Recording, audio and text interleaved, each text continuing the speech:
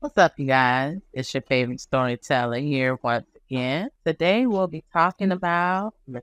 Charles Manson, very, very famous infamous serial killer. And I don't know if I would call him killer. Well, I mean, I kind of would. To me, he was more like a puppet master type. He influenced other people to do everything for him. So I guess you would say he's a serial killer. So anyway, let's get into it. So he was born Charles Miles Maddox on November 12th, 1934 in Cincinnati, Ohio, to Kathleen Maddox and Colonel Walker Henderson Scott Sr. He was born to a 16-year-old girl and a man that he would never know. His mother was in prison for armed robbery, and he went and lived with his aunt and uncle in West Virginia before he was 9 years old. So let's get into his early life. Talk about his parents for a bit. Kathleen, which is his mother, met the colonel, and he allowed her to believe he was, in fact, in an army, in the army, like he was an army colonel because his first name was Colonel. But the crazy thing is that was his actual first name. He was never in an army,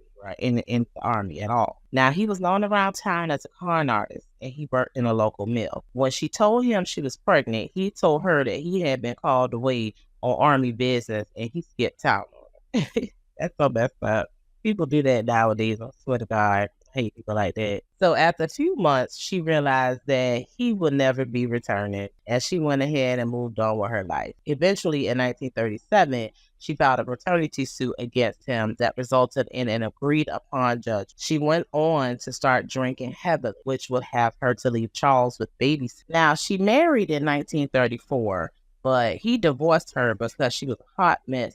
Charles retained the last name Manson from that name. Now, Kathleen and her brother Luther were arrested in 1939 for assault and robbery. There she go again with this robbery, right? That's when Charles went to live with aunt and uncle in West Virginia. She was paroled in 1942, and Charles would later say that the first week she came home was happy stop. I understand he loved his mommy and he for a long time. And I don't know if she was really like robbing just to rob because she wanted the money, or maybe she was just robbing because she needed to like feed him, you know what I mean, or feed herself. I don't know. You never know. Now, weeks later, she went back to drink. They moved to Charleston, West Virginia, where he would skip school. Kathleen was arrested again, this time for grand larceny, but not convicted. She was lucky. Oh, so basically, she was robbing just to rob. That answered that other way. Then they moved to Indianapolis, where she met her second husband. Now, Charles told Diane Sawyer during an interview that when he was 9 years old, he set his school on fire. He was placed in a school for boys, but ran away due to the harsh punishment he endured while there. Well, all I want to say is he was that butt whipping if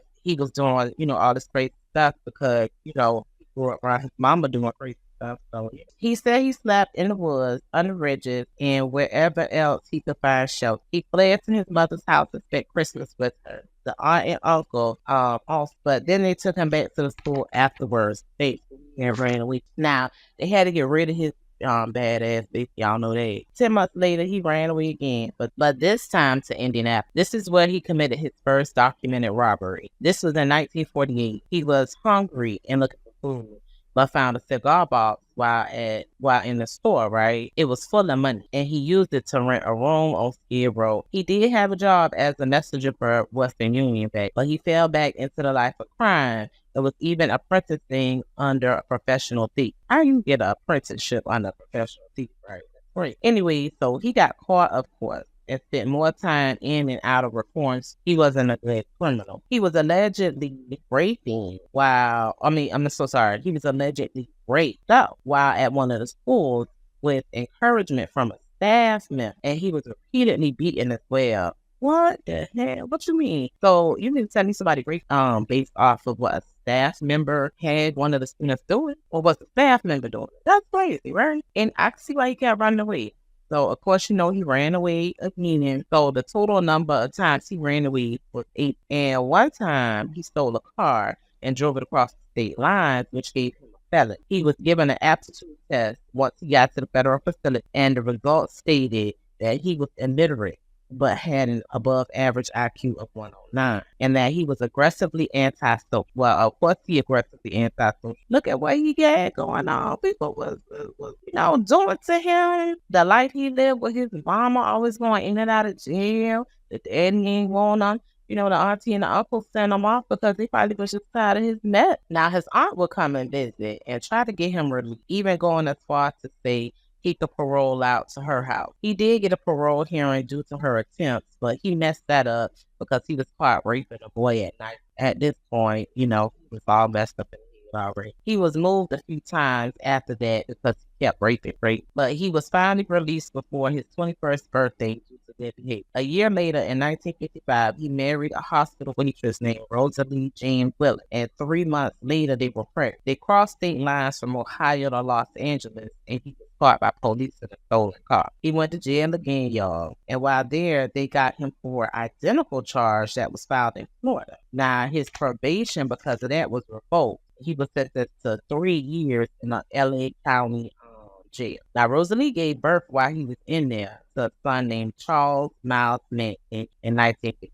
He had a little junior. They would come visit him the first year he was there, but those visits eventually stopped, and Charles's mother informed him it's because she had moved on to another man. Now, less than 2 weeks before his scheduled parole hearing, Charles attempted to escape by stealing a car. He was given 5 years probation, and his parole was denied.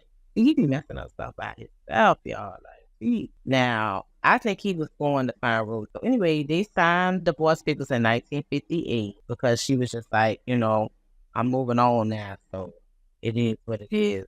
You've been in jail for too long. I need somebody to help me with this fate. Now, in November 1958, he was alleged to be pimping a 16-year-old girl who was swept. Well, he wasn't too far from it if he was doing everything else to everybody. Then in 1959, he pleaded guilty to attempting to cash a forged government check he claimed to have stolen from somebody's mailbox. Now, I done heard people was doing that back in the 90s, so I could believe he was doing it way back then. The charges was dropped, and he received a 10-year sentence plus probation for it. But only after a young woman named Leona Ray Stevens, nicknamed King on the street, made a tearful plea before court that they were madly in love with one another and they would get married if he were free. She also had a record for prostitution and petty crime. He married her, and it believed that he did it. So, people believe that he did it so that she wasn't required to testify again. He took her and another woman to Mexico for purposes of prostitution. Now, he was caught, he been caught, held and questioned for violating the Mann Act, in which he was released, but he disappeared because he had violated his probation. Of course, a bench warrant was issued, and he was found and sent back to LA, to where he was ordered to serve 10 years. Keep getting caught. I tell you, he ain't good at crime. He tried to appeal it, but was unsuccessful. He had no choice but to chill. So he took guitar lessons while he was in there from Barker Carpet gang leader Alvin Creepy Carpet. Obtained the information from a different inmate, about a Hollywood producer named Phil Kaufman. Also, while he was in there, and had hypnosis sessions with Danny Trejo. Now, if you guys don't know who my boy Danny Trejo is, he is one of my favorite actors. He's played in so many different movies that I love and still watch to this day. For example, he played in Desperado when he was younger. He played in From Dusk Till Dawn, the first movie. He played in the Rob Zombie movie called The Devil's Reject. He is Machete. Okay. But yeah, back then he was like, if you watch different interviews with Danny Trejo, he tells you he was real crazy. He was, doing drugs and stuff. He was just one of the biggest, baddest Mexicans out there. That's, as he called it, and he did do stints in jail and stuff. So it is, and he did say, I believe, that he did go to jail with Charles Manson. So, but nobody messed with Danny because Danny was great, okay? But anywho, back to Charles. Now, in 1963, him and Leona's divorce was finalized, and she even claimed that they had a son together named Charles Luther Manson. But let me back up a little bit to 1961. While he was incarcerated with the help of fellow inmate named Leroy Rayner, Charles began to study Scientology and listed it as his religion. Inmates stated that he developed a certain amount of insight into problems through the study of this discipline. Once he was released in 1967, he then traveled to LA where he met local Scientologists and attended several parties, for movie stars and stuff. And he even had a right hand man, as he called him, named Bruce Davis, who worked at the Church of Scientology headquarters in London from 1968 to 1969. Charles completed a total of 150 hours, which is the core practice of Scientology. Now, I don't know, if just out there. So basically, at the beginning, he was going to survive, and then he just turned into something else, but he was in the street, y'all. Now, Charles was finally released in 1967 after doing the time for all his crimes. He told the prison officials that he didn't want to be released, stating, "Oh no, I can't go outside there." And I knew that I couldn't adjust to that world, not after all my life being spent locked up and when my mind was free. End quote. Didn't make no sense, right? But it kind of, he was basically telling them ahead of time not to release him because he knew himself that he was troubled. That's what I took in. Now, he went ahead and moved, once out to San Francisco. And I guess he wanted a new scenery. I don't blame. Now, once there, he met a man named Gary Henley, who was a music teacher, who eventually introduced him to Dennis Wilson of the Beach Boys. Now, the meeting took place in either 1967 or 1968. It wasn't specified fully, when I was doing the research. But during this time, Charles got a little famous and drew the attention of a small but devoted group of followers from among the city's bohemians. Now, he began his career as a singer-songwriter on the fringe of the LA music industry. Dennis introduced Charles to record producer named Terry Melcher, who was actually the son of Doris Day. Now, Terry showed interest in Charles's music initially, but for some reason declined to work with him any further. Now, I think the reason being was because after the Beach Boys recorded his song called Cease to Exist, later renamed Never Learn Not to Love, as a single B-side, and he went uncredited, Terry didn't have him on his radar anymore because he probably thought he wasn't worth his time. But wow, Beach Boys really just stole that man's song and went and credited him so that he could get royalties. That's just great. But they did that back in the day. Shortly after this, he was acquainted with Mary Brunner, who was working as a library assistant, and he was making a living panhandling. She let him move in with her. Crazy, right off the street. A little later, Charles met a teenage runaway named Lynette Brown, nicknamed Sweet, and he convinced her to move in with him and Mary. Now, according to a second-hand account, doesn't say who it was, Charles overcame Mary's initial resistance to him bringing other women to live with them. He would become the leader of the family, which became a communal religious cult dedicated to studying and implementing his centric religious teachings, which were drawn from the science fiction as well as the occult and French psychology. Now, before long, he had 18 women in the house. He usually targeted individuals for manipulation who were emotionally insecure and social outcasts. He taught them that they were the reincarnation of the original Christians and that the establishment could be characterized as the Romans. He preached the coming of an apocalyptic race war that would devastate the U.S. and leave the family in a position of dominant power. Now, ain't that crazy? That's why I say he was puppet master. He was so charming, I guess. They all believed him. So this was before his involvement with Beach Boys, FYI. He had already had his cult going, really. So Charles actually met them because two of the girls was hitchhiking back home and they picked them up on a few occasions. To where eventually Charles even had some of his girls go live with Dennis Wilson at his residence, to where they were treated as servants for about 6 months. This is about the time when Charles wrote that song and where Wilson was solely credited as the writer. When asked why Charles wasn't credited, Dennis stated that he had relinquished his publishing rights in favor of about $100,000 worth of stuff. Now, also around this time, the family destroyed 2 of Dennis's luxury cars. Now, household possessions had been stolen by the family also. Dennis distanced himself and moved to Santa Monica. Before moving, he received a message from Charles, though, in the form of a bullet that was given to his housekeeper and a threatening message. I would have left too, right? But them some crazy folks. Now, the band manager even recalled Dennis being concerned because Charles had got into heavy drug situation, like much heavier, taking a tremendous amount of acid, and Dennis just wasn't tolerating it anymore. But he was afraid of Charles, and it was difficult for him to do it. I'm glad he got away because, sir, you gonna send a bullet as a message? That means you about to kill me, right?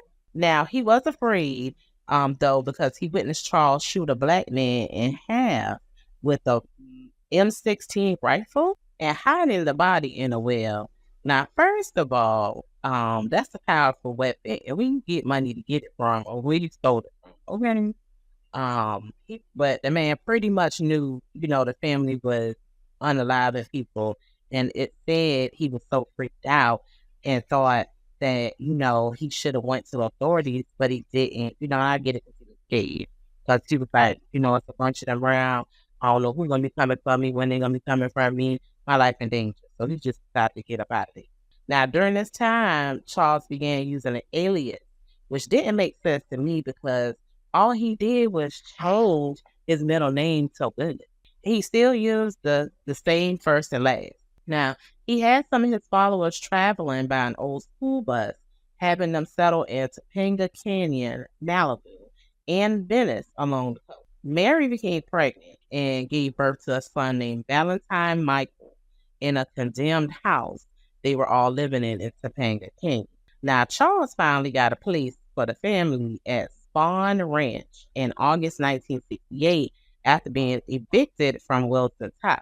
Now, the ranch was originally a television and movie set for Western, and the buildings had deteriorated. Now, the family was able to live there for free because they did chores around the ranch and occasionally had sex on Charles's orders with the nearly blind 80-year-old owner, George Stan. They also acted as his guides on horseback rides. Now, this is where the family evolved into a doomsday cult because Charles became fixated on the idea of an imminent apocalyptic race war between America's black minority and the larger white population. Now, he told them that the black population would rise up and kill the entire white population, except for himself and whomever followed him, but that they weren't intelligent enough to survive on their own and that they need the white man. Now, he adopted the term Helter, Skelter at this time from a song he heard from the Beatles' White Album. He's pretty much whacked out, you guys. Now, on July of 1969, the music teacher who introduced Charles to Dennis, Gary Hinman, was unalived by Bobby Busole. I might be butchering that, but it was at the behest of Manson. Now, Bobby, who is one of his followers, was accompanied by some other members of the family who just so happened to be Mary and Susan. Now, the crazy thing is, Gary would let some of the family stay over at his house from time to time. So Charles thought he was wealthy, and that's when he sent them over there to try to convince him to join the family. I guess to gain access to his money. After they held the man hostage for 2 days, he said he still told them, hell no. Now, that's when they went ahead and just unalived him. Now, they wrote political piggy on his walls in his own blood. Now, they drew a Black Panther paw print, I guess trying to blame it on them at the scene of the crime also. And it said that Manson attempted to reprogram his followers' minds to submit totally to his will through the use of LSD and unconventional sexual practices. Now, you guys, Charles had these people so sold up, so manipulated. It just flabbergasted me because I'm like, how y'all let this man do this to y'all? Now, if y'all want to be honest, the world we live in today, if Charles Manson would have been going around telling people the things he was saying to them that he was saying back then, people would look at him like he was crazy and be like, bro, get out my face for all that. Anywho, so his thought was that this would turn his followers to empty vessels and they would be more susceptible to accepting anything he poured into them. He was supervised in doing these things through his own PO officer, and now this is crazy stuff right here, named Roger Smith, and didn't have an interference from the authorities because of it. Just crazy, right? But like I say, stuff like this happens, and it still does to this day when people crooked. Now, Bobby said that, he went to Gary's house with another motive. He wanted to recover money that was paid to him for a hallucinogenic drug provided to the straight Satan that has supposedly been bad. Now, he hid that from the others, and he hid it from Charles also. And Bobby was arrested on August 6, 1969, after being caught driving the man car. Now, what a dummy. Why you gonna be driving the man car? Plus, his stupid ass had the murder weapon in the tire well, you guys. Oh my God. He didn't think that them people was gonna look that car all the way over. I guess he was trying to hide it, but fool, throw it away. Wipe it clean. Jesus, these some dummies. Like, they do the dumbest stuff in the world. Before this happened, though, on March 1969, Manson entered the grounds to Terry Melcher's home. He wasn't invited, of course. Now, if y'all remember, Terry is the one who was the record thing that turned him down before. Now, when he got to the main house, he was met by an Iranian photographer named Hatami, who was a friend of Roman Polanski and his wife Sharon Tate. He was there to photograph Tate before she left to go to Rome. Hatami asked Manson what he wanted and told him he was looking for, and Manson told him he was looking for Terry. And of course, Hatami didn't know who that was because basically Terry was smart and moved away. So Hatami told him that he might no longer live there, but he could take that path that he came in on down to the guest house to see if anybody there knew. Now, at this time, Sharon came outside and was like, "What's up? What's going on?" Now, Manson, just kept on going, disappeared down the path to the guest house, but came back like 2 minutes later, and he left when he came back. But he wound up coming back later that evening and went to the guest house again. There he was met by Altobelli, who, once asked about Terry, told him he had the wrong house. So Charles basically thought everybody was lying to him. Now, Altobelli felt that Charles was looking for him. I don't know why, him being the owner of that property, but maybe he owed some folks some money. That was something that was common back then. But he told Charles that Terry had moved to Malibu and he didn't know his Florida address, even though he did. So Altobelli basically told him that he didn't know and that he was supposed to be leaving the country the next day, so he had to go. Now, Charles told him he needed to speak to him urgently, in which Altobelli told him, "Don't come around here bothering his tenants on his property." He got a little gangster with Charles, and Charles wound up leaving. I bet you Charles didn't like that, right? See, don't like nobody telling him what to do. He tell everybody. Now, after that crazy interaction, one of the family members named Tex Watson became involved in drug dealing, and this nut robbed one of his rivals named Bernard Crowe. Crowe supposedly responded with a threat to unalive everyone at the ranch, and this enraged Manson. So he went and shot Crowe for even opening his mouth to speak those words at his Hollywood apartment on July 19th. Now, Charles's belief that he unalived Crowe was seemingly confirmed by a news report of the discovery of the top body of a Black Panther in Los Angeles. Yeah, Crowe was a Black Panther. Well, no, he wasn't. They went ahead, I guess, and labeled it as him as such. But Charles thought he was, and thought he would be seeing some form of retaliation from the Black Panthers. So he turned the ranch into a defensive camp. Crazy, right? Establishing night patrols with armed guards who was members of the Straight Satan Motorcycle Club. Remember, we talked about them a little bit earlier, but that other man who went and killed that man Bobby, he, was collecting money for them. Now, on the night of August 8th, 1969, just 2 days after Bobby was arrested, Tex Watson took Linda Caspian, so sorry, I butchered her name, Susan Atkins, and Patricia Krenwinkel to Terry Melcher's old residence on instruction from Manson, and was told to totally destroy everyone in it. And to be sure, it was done in the most gruesome, devious, horrible way possible. They arrived just past midnight, which made it August 9th officially. Tex climbed the telephone pole near the entrance gate and cut the line. The group then backed their car to the bottom of the hill and walked up to the estate. They climbed a brushy embankment to the right of the gate just in case the gate was electrified or something. and they made their way to the house. They were hit with some headlights when they got close, so they laid in the bushes and then stepped out when the car got close. Tex pointed his gun at the driver and told him to stop. He was 18-year-old Stephen Earl Parent. Stephen begged him not to hurt him, saying he wouldn't say nothing. I personally would have hit him with my car, you know what I'm saying? Because what he thought this was, jumping out on me. So anywho, Tex then lunged at Stephen with a knife, giving him a defensive slash wound on his hand that severed some tendon and tore the watch right off his wrist. Then Tex turned around and shot him 4 times in the chest and abdomen, unaliving him right in the front seat of his car. So they pushed the car back up the driveway.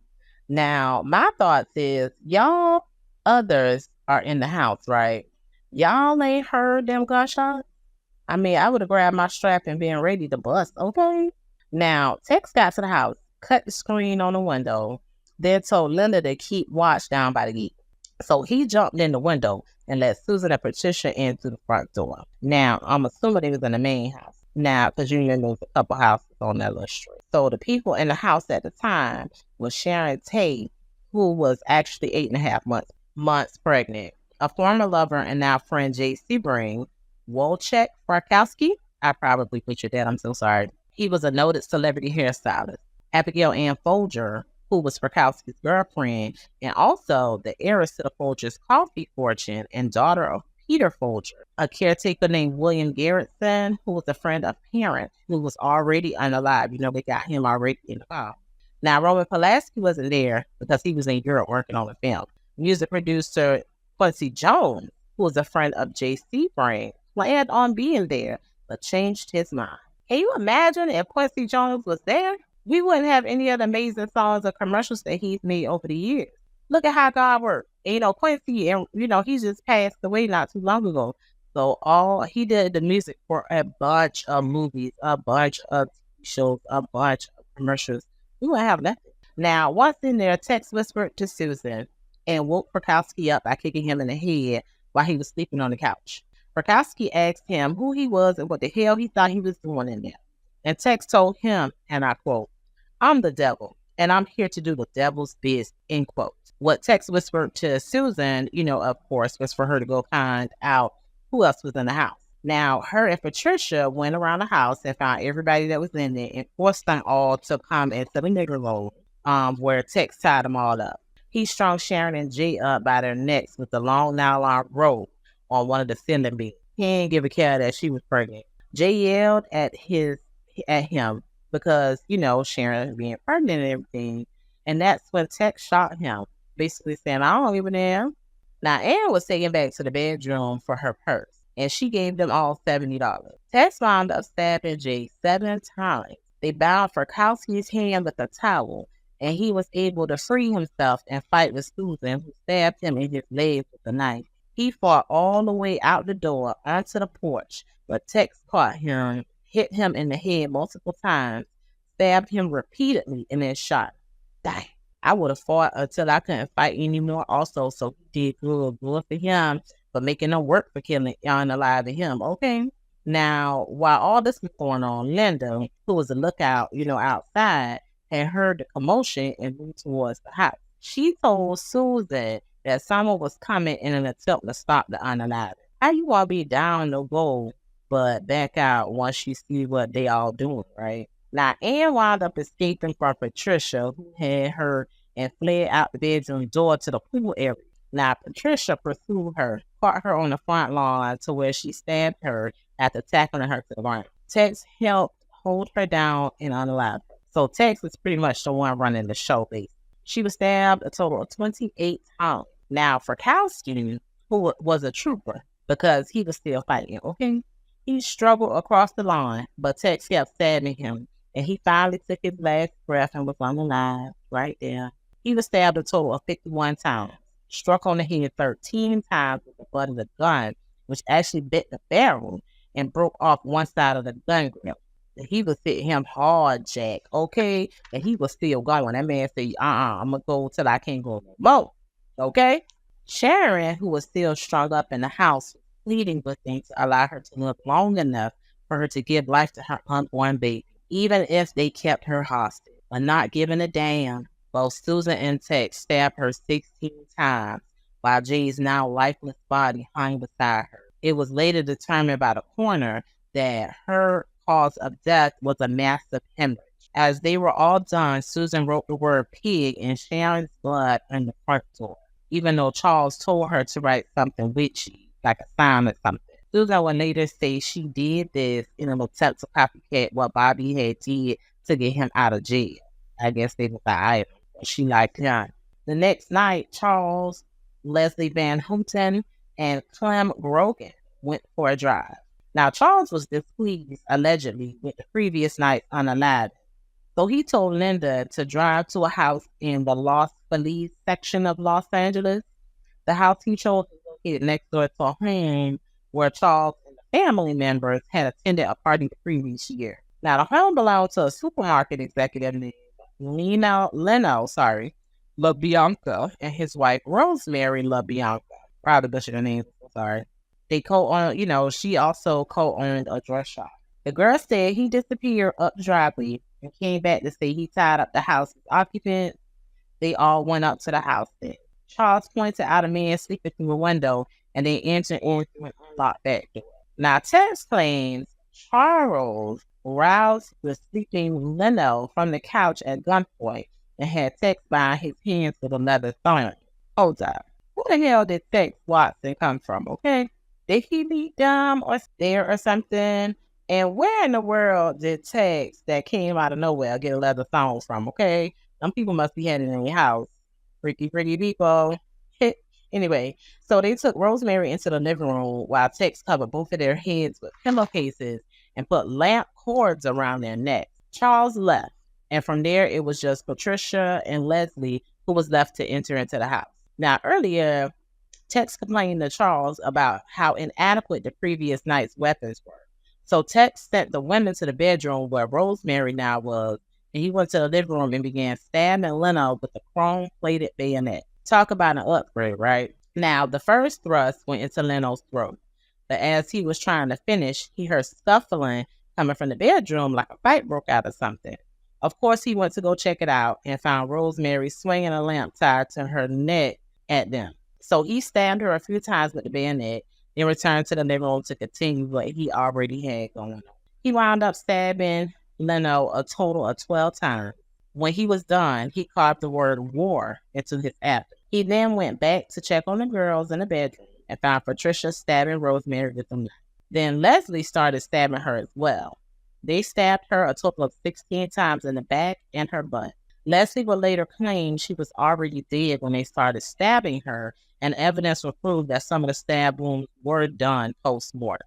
Now, Tex was a bold MFer, you know what I'm saying? Because he went and cleaned off his bayonet and it took a shower in them people's house.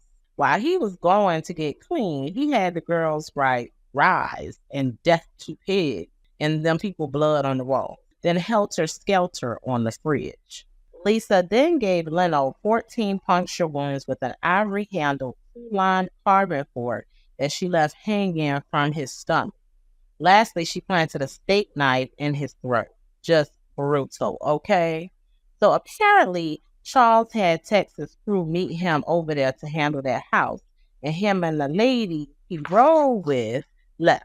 Now, he took the ladies to the home of a Lebanese actor named Saladin Nader, sorry if I'm butchering, who lived in Venice. Charles left them there, and Texas crew and those ladies all had to hitchhike back to the crib. He was a cold piece of work, right? Okay. First of all, he got them in multiple houses, committing multiple unalivings at one night, and they got to find their way back. Oh, work. Gold piece of work, okay? Manson wanted the girls to unalive the actor, but they thwarted his unaliving by deliberately knocking on the wrong apartment door and waking up a stranger instead. So they left the plan and went home, but not before Susan's nasty ass defecated in the stairwell of the apartment. Only just nasty. Like, what? You had to do something? So more than 2 weeks later, on August 26, 1969, Manson told one of the family members named Donald Jerome Shorty Shea, plus Bruce Davis, Tex Watson, and Steve Ruganto. I'm telling y'all, I'm probably butchering these names. I'm so sorry. To go on a ride to a nearby car parts yard, and that was on the ranch's property. Now, there was a motive behind it. It's always a motive anyway with Charles. So Charles had all the guys brutally stab and torture Donald to death. Now, what the reason was behind it, no one truly knows. But Bruce Davis would later spill the beans of what he saw while he stated, and I quote, I was in a car when Steve Grugan hit Shorty with a pipe. Charles stabbed him. I was in the back seat. They took Shorty out.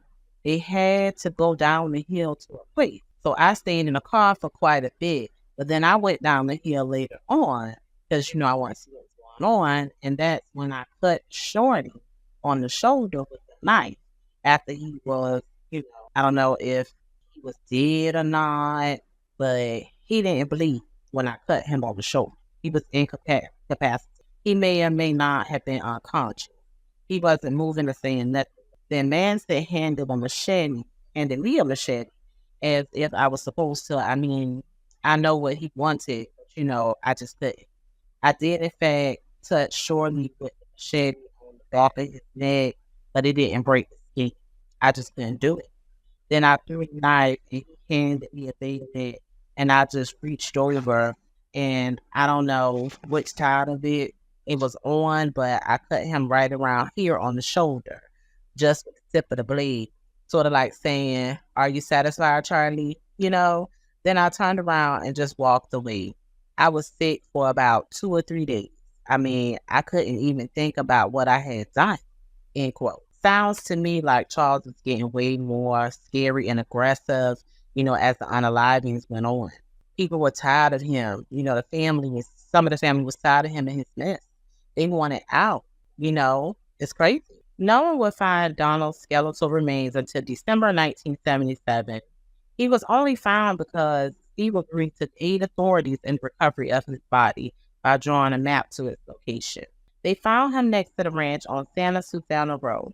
After an autopsy was done, they saw he suffered multiple stab and chopping wounds to the chest and blunt force trauma to the head. Now let's get back to these Tate unaliving. So we all know this made national news, because she was a very popular actress at the time. Now, Roma's housekeeper had come to work, and she was smoking, found everybody. It was so sad for that lady. She had to see all of that. Probably, still give a nightmare. Now, once the detectives saw all of the same writings on the wall as a few other unalivings, they all came together to compare scenes and realized it's the same group of people. But not at first, though, because prosecutor Ben Bugalicio, probably said that wrong, believed the Tate murders were a consequence of a drug transaction, so the team ignored it and other evidence of similarities between the crimes. Now, why he thought that?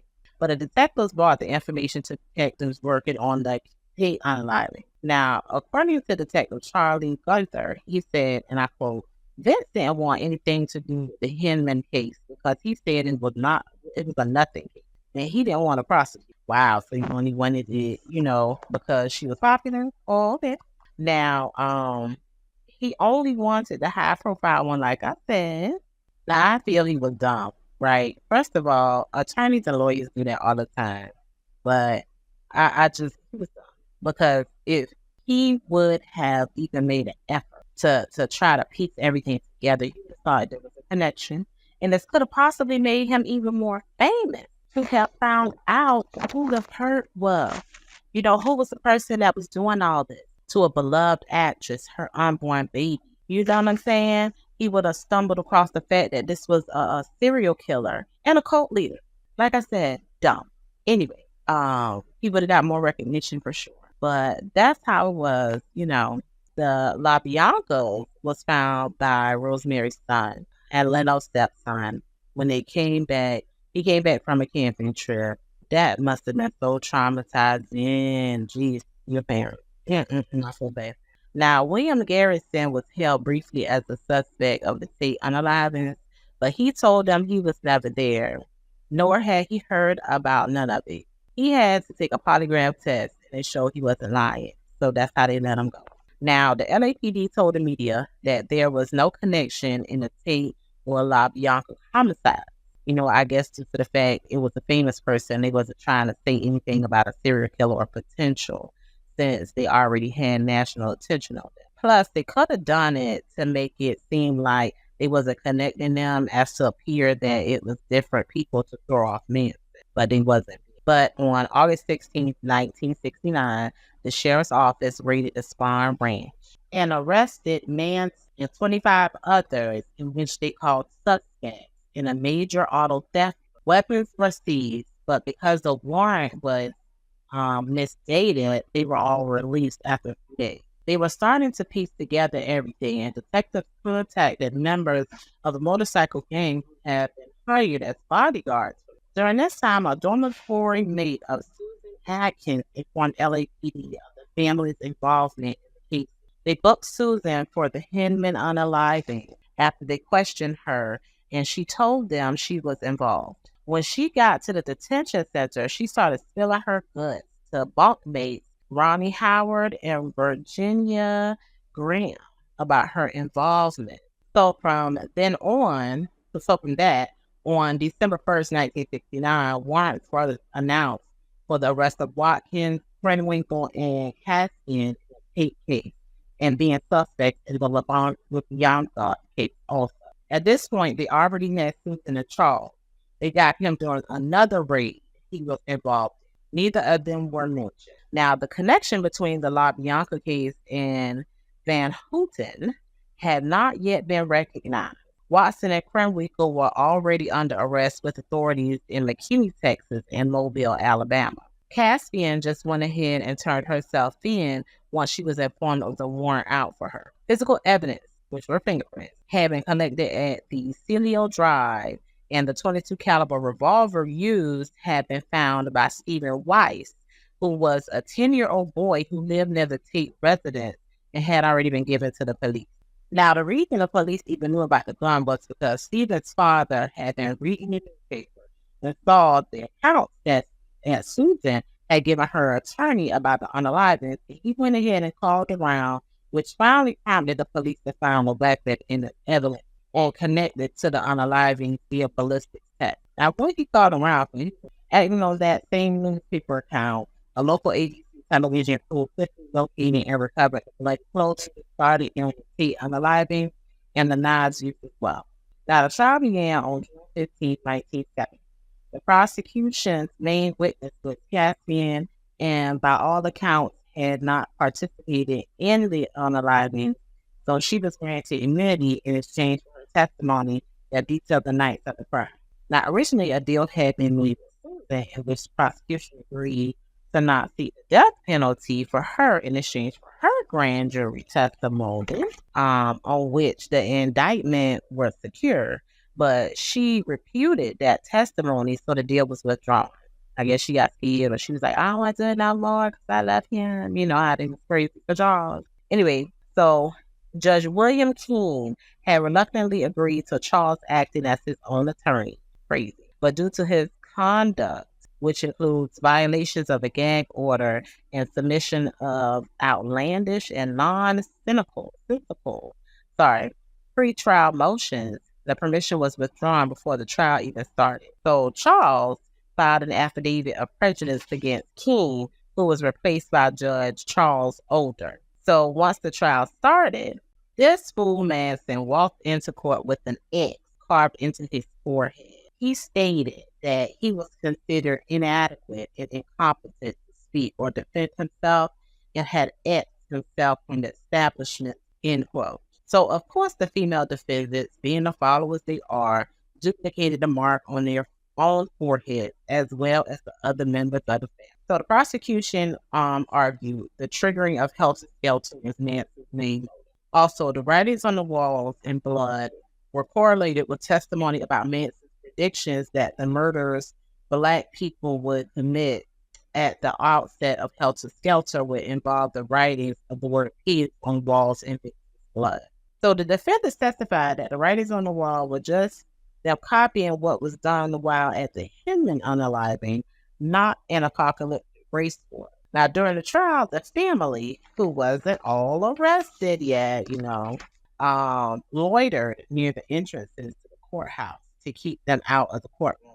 The prosecution had to subpoena them as prospective witnesses who would not be able to enter while others were testifying. They made vigils outside on the sidewalk. Some members were sheep hunting knives in plain sight, like showing the honey knives in plain view. But nothing was done because they were carried illegally. They also had X's on their foreheads, like I said. Some of the members attempted to dissuade witnesses from testifying. How y'all do? Now, Paul Watkins and Juan Flynn were both threatened. Watkins was badly burned in a random fire that happened in his van.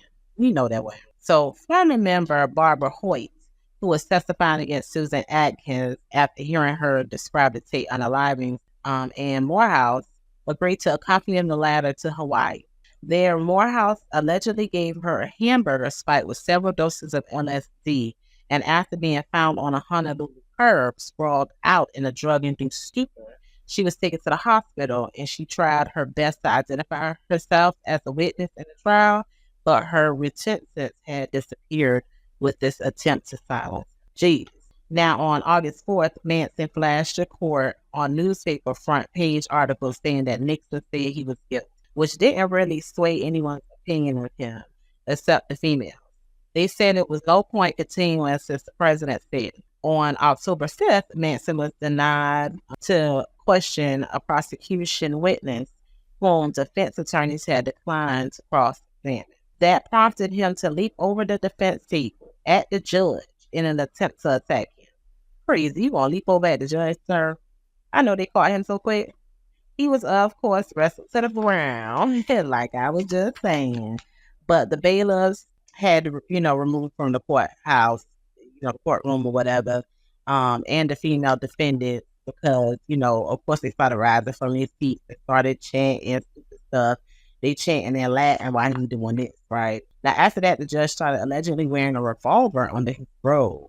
I guess he got fed. He said they gonna kill me, huh? And if he don't kill me, all these people out here worshiping him will. So on November 16th, the prosecution rested. And a few days later, so did the defense. Now, women, they didn't like that. So they left up demanding, their right to testify. Now, the lawyers, they met the judges in the chambers and let them know that they wanted to testify and that they had planned and committed crimes, and Manson was innocent. The women loved him, didn't they? Because they was taking the blame. Now, the women said by arresting, the defense lawyers tried to stop this. So, of course, the fuss got Manson a chance to test. They removed the jury from the courtroom due to not wanting Manson's address to violate the Supreme Court's decision in People versus Aranda by making statements implicating his co-defendant. But Vincent Bugliosi, so sorry if I butchered that again, argued that Manson would use his hypnotic powers to unfairly influence the jury. What hypnotic powers? He was just crazy. Now, Manson was stating that he didn't tell anyone to get a knife, a change of clothes, and go do what text says, and why blame him? He was basically trying to blame it on text. So as the trial was concluded, and with the closing arguments impending, defense attorney Hughes disappeared during a weekend trip. His replacement, Maxwell Keith, had to familiarize himself with the case and was wanted to. Now, where in the world did Hughes disappear to? Some family members.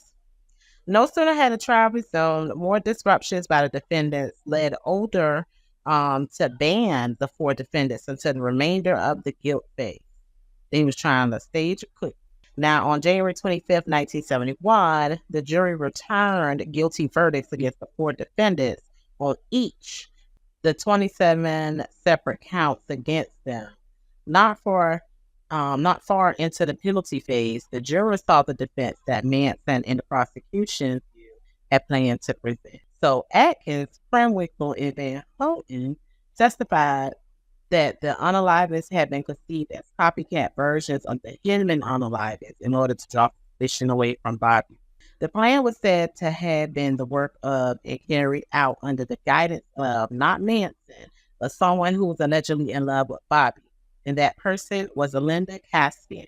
Now, midway through the penalty phase, Manson crazy self shaved his head and trimmed his beard to a fork and addressed the press by telling them, "I am the devil, and the devil always has a bald head," end quote. Y'all know he was a fool. So prosecution thinks that this recognition imitated that Manson only proved his domination. The female defendants refrained from shaving their heads until the jurors retired to weigh the state's request for the death penalty. So, once they said that, that's when they went and shaved their heads, basically. The effort to exonerate Manson via the copycat scenario failed. Well, duh. So, on March 29th, 1971, the jury returned verdicts of death against all 4 defendants on all counts. Then on April 19th, 1971, the Judge Older was his name, went ahead and sentenced them all as so.